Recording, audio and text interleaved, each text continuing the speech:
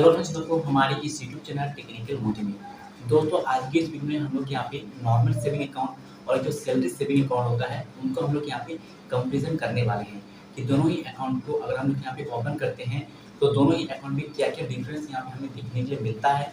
अगर हमारे पास एक नॉर्मल सेविंग अकाउंट होता है तो उसमें क्या क्या रिजल्ट यहाँ पे हमें देखने के लिए मिलता है, और अगर हमारे पास एक सैलरी अकाउंट है तो उस पर क्या क्या रिजल्ट यहाँ पे हमें देखने के लिए मिल जाएगा।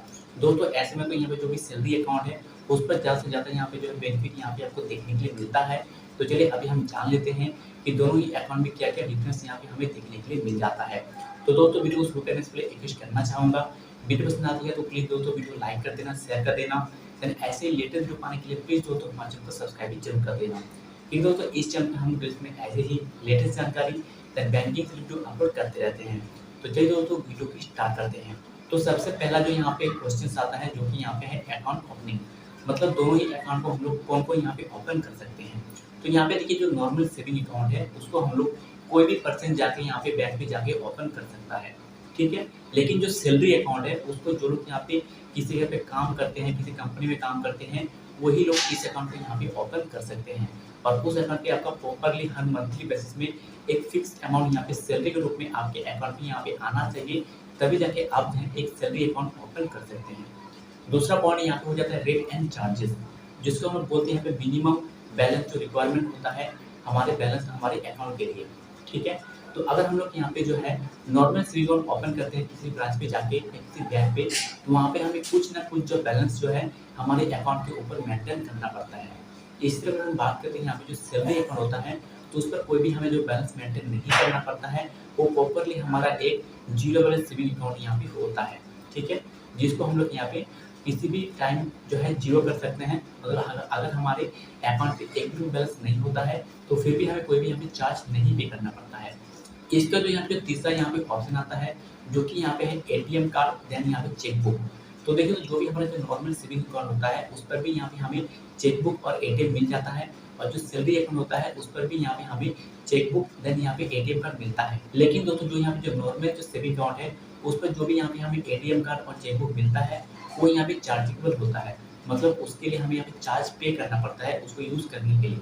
इसी तरह अगर हम बात करें यहाँ पे जो सैलरी अकाउंट है तो उस पर जो भी यहाँ पे हमें एटीएम या चेकबुक मिलता है उस पर कोई भी हमें यहाँ पे चार्ज पे नहीं करना पड़ता है, बिल्कुल फ्री में ये लोग यहाँ पे आते हैं, बिल्कुल फ्री में यहाँ पे हमें ये दिया जाता है। इसके भी यहाँ पे जो ऑप्शन आता है जो कि यहाँ पे है ट्रांजेक्शन मोड, जैसे कि यहाँ पे एनईएफटी, आरटीजीएस, डीटी जो लोग यहाँ पे करते हैं, तो उसमें तो होता क्या है कि कुछ ना कुछ यहाँ पे हमें चार्ज पे करना पड़ता है अगर हमारे पास एक नॉर्मल सेविंग अकाउंट होता है तो। लेकिन यहीं पर अगर हमारे पास यहाँ पे एक सैलरी अकाउंट होता है तो उस पर ऐसा कोई भी यहाँ पे हमें चार्जेस पे नहीं करना पड़ता है।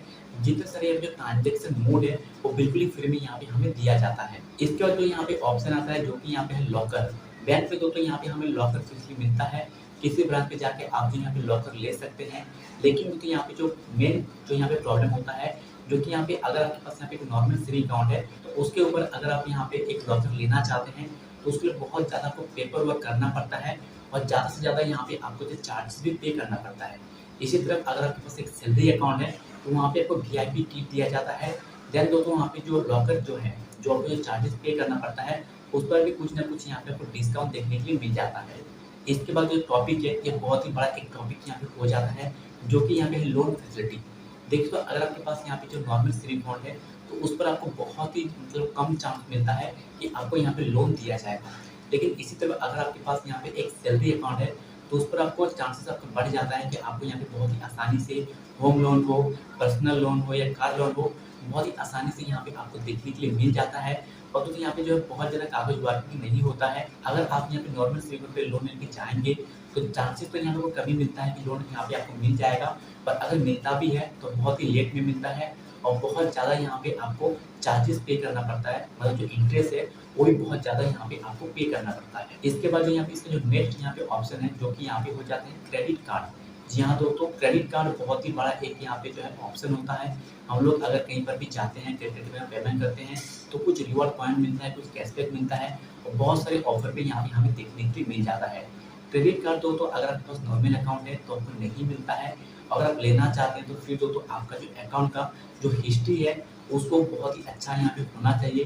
देन दोस्तों आपके अकाउंट पे कुछ ना कुछ बैलेंस यहाँ पे आपको मेंटेन करना ही पड़ता है हरदम, तभी जाके यहाँ पे आपको क्रेडिट कार्ड दिया जाता है। इसी तरह दोस्तों अगर आपके पास यहाँ पे एक सैलरी अकाउंट है, तो बहुत ज़्यादा यहाँ पे चांसेस बढ़ जाता है कि बैंक खुद से ही आपको यहाँ पे क्रेडिट कार्ड ऑफर करे और बहुत ही अच्छा-अच्छा यहाँ पे क्रेडिट कार्ड मिल जाता है। वो भी यहाँ पे एनुअल चार्जेस भी आपको फ्री मिलता है। मतलब कोई भी यहाँ पे कोई एनुअल चार्जेस भी पे नहीं करना पड़ता है। फ्री में दोस्तों यहाँ पे आपको क्रेडिट कार्ड देखने के लिए मिल जाता है। इसके बाद तो जो यहाँ पे ऑप्शन है जो कि यहाँ पे कहते हैं डीमैट अकाउंट। दोस्तों अगर आपके पास यहाँ पे एक नॉर्मल सेविंग अकाउंट है, तो उस पर अगर आप बैंक पे जाके एक डीमैट अकाउंट ओपन करना चाहते हैं, तो फिर वहाँ पे आपको opening charge then annual maintenance charge भी वहाँ पे आपको देना पड़ता है।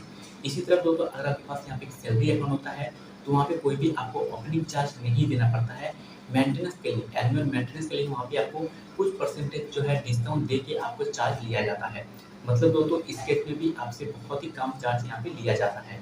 इसके बाद यहाँ पे और एक मेन यहाँ पे टॉपिक है जो कि यहाँ पे है एक्सीडेंट इंश्योरेंस, जो कि सिर्फ और सिर्फ दोस्तों यहाँ पे जो सैलरी अकाउंट है उसी पर यहाँ पे दिया जाता है। लेकिन हाँ, अगर आपके पास यहाँ पे नॉर्मल अकाउंट है और अगर आपके पास यहाँ पे नॉर्मल अकाउंट पे ₹1 का डेबिट कार्ड है, तो उस पर भी दोस्तों यहाँ पे आपको ₹2,00,000 का एक्सीडेंट इंश्योरेंस कवर यहाँ पे आपको देखने के लिए मिल जाता है। तो दोस्तों इतने सारे यहाँ पे जो कंपैरिजन हमने यहाँ पे किया था नॉर्मल सेविंग अकाउंट और यहाँ पे सैलरी सेविंग अकाउंट का। तो उम्मीद करता हूँ दोस्तों ये जो छोटा-सा वीडियो है आपको बहुत ज़्यादा पसंद आई होगी। तो अगर जो वीडियो पसंद आई है तो प्लीज़ दोस्तों वीडियो लाइक कर देना, शेयर कर देना। देन ऐसे ही लेटेस्ट वीडियो पाने के लिए प्लीज़ दोस्तों हमारे चैनल को सब्सक्राइब भी ज़रूर कर देना। क्योंकि दोस्तों इस चैनल पे हम लोग में ऐसे ही लेटेस्ट जानकारी देन बैंकिंग से वीडियो अपलोड करते रहते हैं। तो चलिए दोस्तों मिलते हैं नेक्स्ट वीडियो में नेक्स्ट टॉपिक के साथ। तब तक के लिए टेक केयर। जय हिंद।